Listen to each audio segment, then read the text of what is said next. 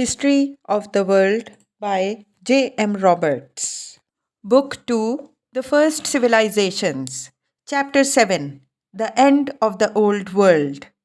Of what was going on in India and China and its importance for the future, the rulers of the Mediterranean and Near Eastern peoples knew hardly anything.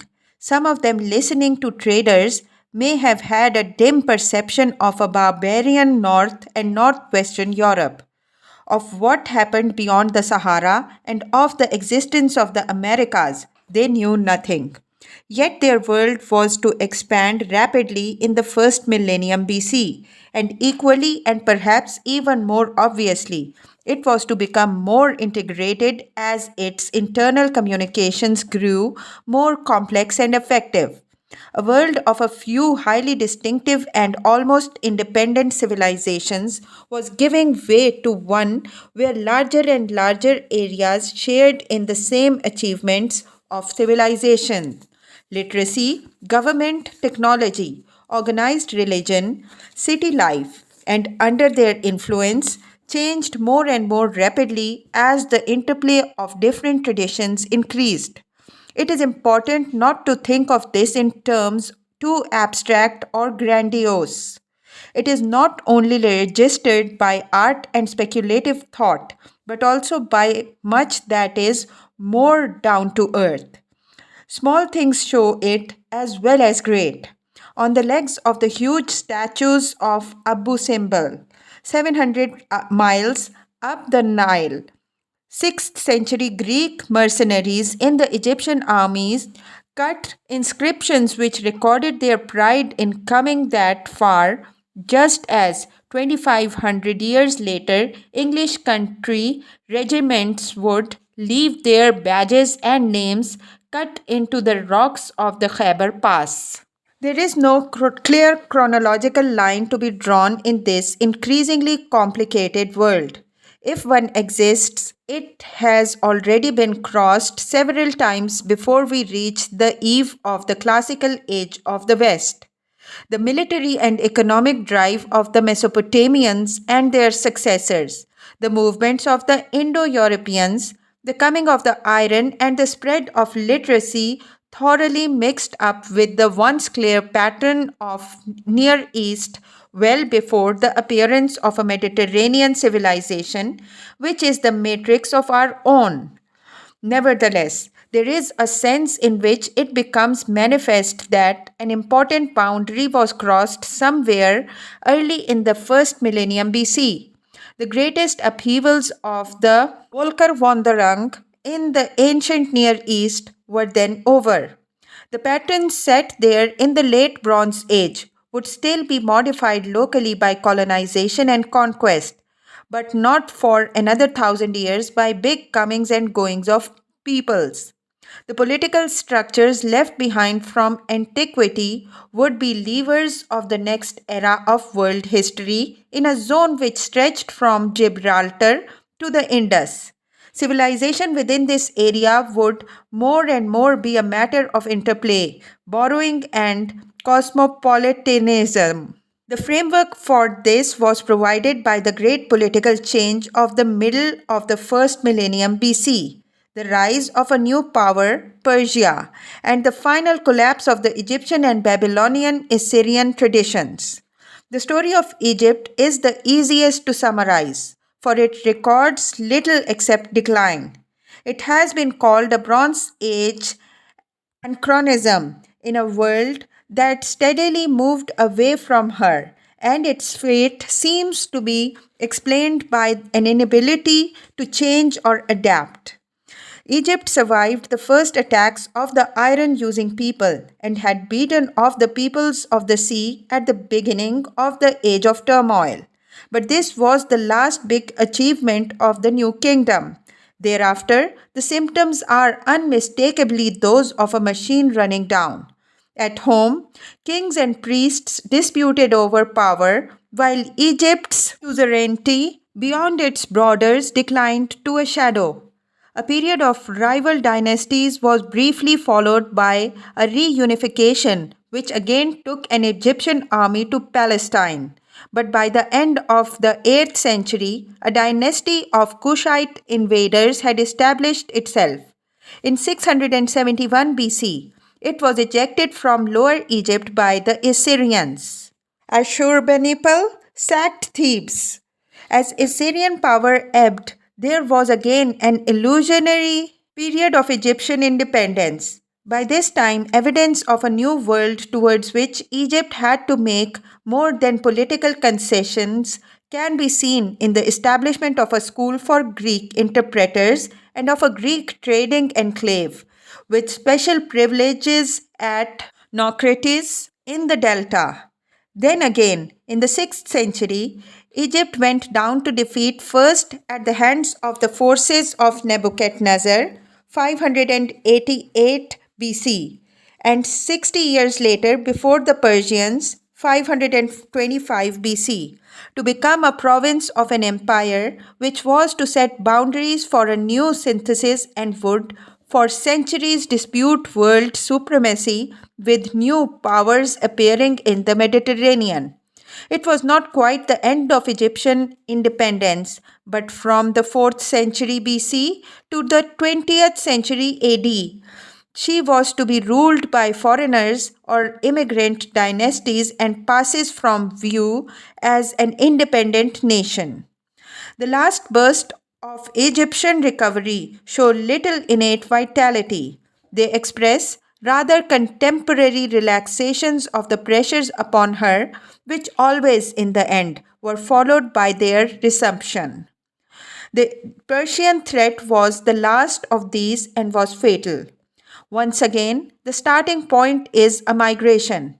On the high plateau, which is the heart of modern Iran, there were settlements in 5000 BC, but the word Iran, which does not appear until about 600 AD, in its oldest form means land of the Aryans, and it is somewhere around 1000 BC with an eruption of Aryan tribes from the north that the history of the Persian Empire begins. In Iran, as in India, the impact of the Aryans was to prove ineffaceable and founded a long enduring tradition. Among their tribes, two, specially vigorous and powerful, have been remembered further west by their biblical names as the Medes and Persians. The Medes moved west and north, west to Media.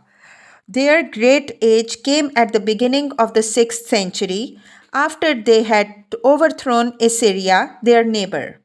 The Persians went south towards the Gulf, establishing themselves in Khuzestan on the edges of Tigris Valley and in the old kingdom of Elam, and Fars, the Persia of the ancients. Oral tradition preserves a story of legendary kings more important for the light it throws on later Persian attitudes to kingship than as history. It was nonetheless from the Persian dynasty of Khamanids that there descended the first king of a united Persia. Anachronistic though this term is, he was Cyrus, the conqueror of Babylon. In 549 BC, he humbled the last independent king of the Medes, and thenceforth the boundaries of the conquest rolled outwards, swallowing Babylon and advancing through Asia Minor to the sea, dropping down into Syria and Palestine.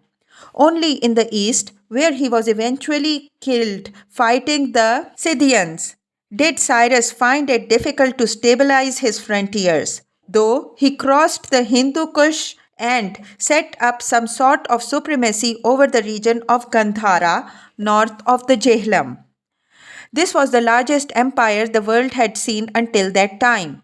Its style was different from its predecessors. The savagery of the Assyrians seemed muted. At least brutality was not celebrated in official art, and Cyrus was careful to respect the institution and the ways of his new subjects. The result was a diverse empire, but a powerful one, commanding loyalties of a kind lacking to its predecessors. There are some notable religious symptoms.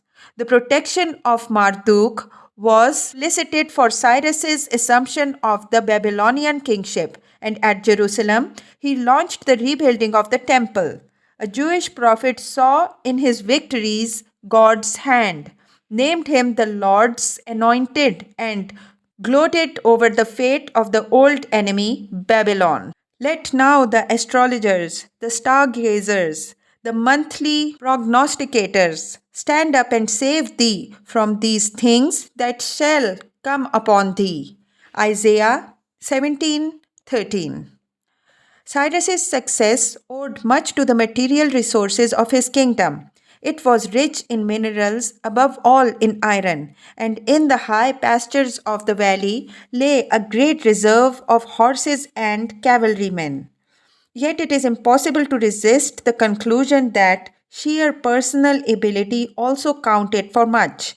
Cyrus lives as a world historical figure, recognized as such by other would be conquerors who were to strive in the next few centuries to emulate him.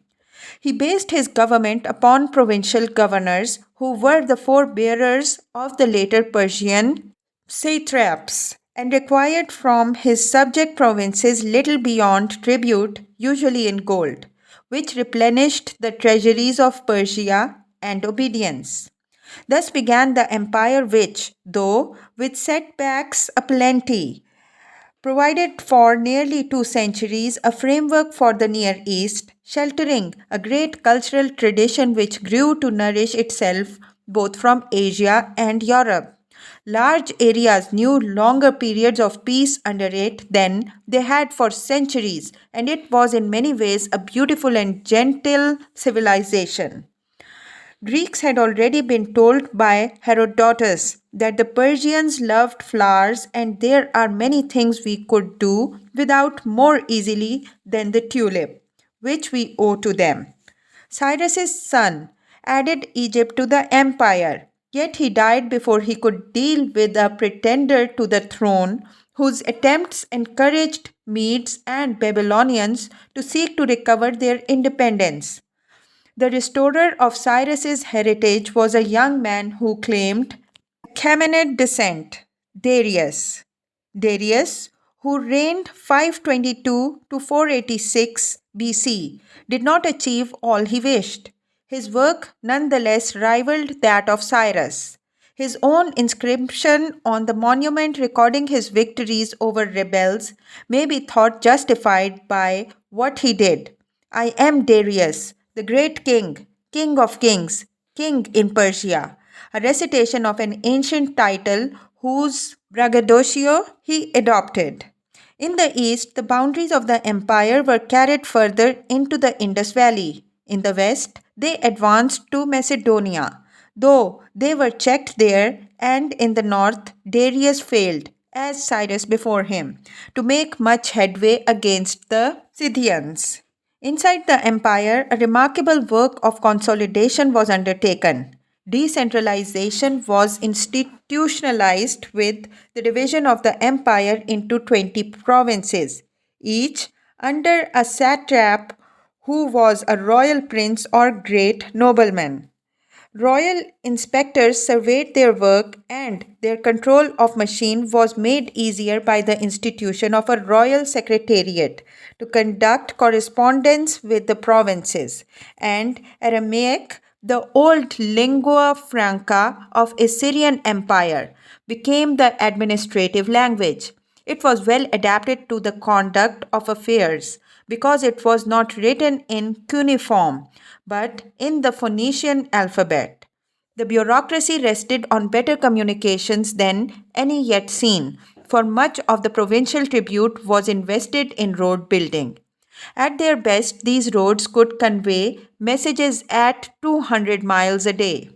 A monument to this imperial achievement was to have been a great new capital at Persepolis, where Darius himself was buried in a rock tomb cut into the cliff face. Intended as a colossal glorification of the king, it remains impressive even when it seems pompous. Persepolis was, in the end, a collective creation. Later kings added their palaces to it and embodied in it the diversity and cosmopolitanism of the empire. Assyrian colossi, man headed bulls, and lions guarded its gates, as they had done those of Nineveh. Up its staircases marched stone warriors, bearing tribute. They are a little less mechanical than the regimented Assyrians of the earlier sculpture, but only a little. The decorative columns recall Egypt, but it is an Egyptian device transmitted through Ionian stone cutters and sculptors. Greek details are to be found also in the reliefs and decoration, and a similar mixture of reminiscences is to be found in the royal tombs not far away. They recall the Valley of the Kings in their conception, while their cruciform entrances speak of something else. Cyrus's own tomb at Pasargadae had also been marked by Greek design. A new world is coming to birth. These monuments fittingly express the continuing diversity and tolerance of Persian culture. It was one always open to influence from abroad and would continue to be. Persia took up not only the language of those it conquered, but also sometimes their ideas. Vedic and Persian religion mingled in Gandhara, where stood the Indian city the Greeks called Taxila, but both, of course, were Aryan. The core of Persian religion was sacrifice and centered on fire. By the age of Darius, the most refined of its cults had evolved into what has been called Zoroastrianism, a dualist religion accounting for the problem of evil in terms of the struggle of a good with an evil god. Of its prophet, Zoroaster, we know little, but it seems that he taught his disciples to uphold the cause of the God of light with ritual and moral behavior. Ahead lay a messianic deliverance, the resurrection of the dead and life everlasting after judgment. This creed spread rapidly through Western Asia and with Persian rule, even though it was probably never more than a cult of a minority. It would influence Judaism and the Oriental cults, which were to be part of the setting of Christianity, the angels of Christian traditions, and the notion of the hellfire which awaited the wicked, both came from Zoroaster. It is too early to speak of the interplay of Asia and Europe, but there are few more striking examples of the interplay of reciprocal influences, which marks the end of the ancient world. We can mark an epoch. Right across the old world, Persia suddenly pulled people into a common experience. Indians, Medes, Babylonians, Lydians, Greeks, Jews, Phoenicians, Egyptians were for the first time all governed by one empire whose eclecticism showed how far civilization had already come. The era of civilization embodied in distinct historical entities was over in the Near East. Too much had been shared, too much diffused for the direct successors of the first civilization to be any longer the building blocks of world history. Indian mercenaries fought in Persian armies, Greeks in those of Egypt. City dwelling and literacy were widespread through the Near East.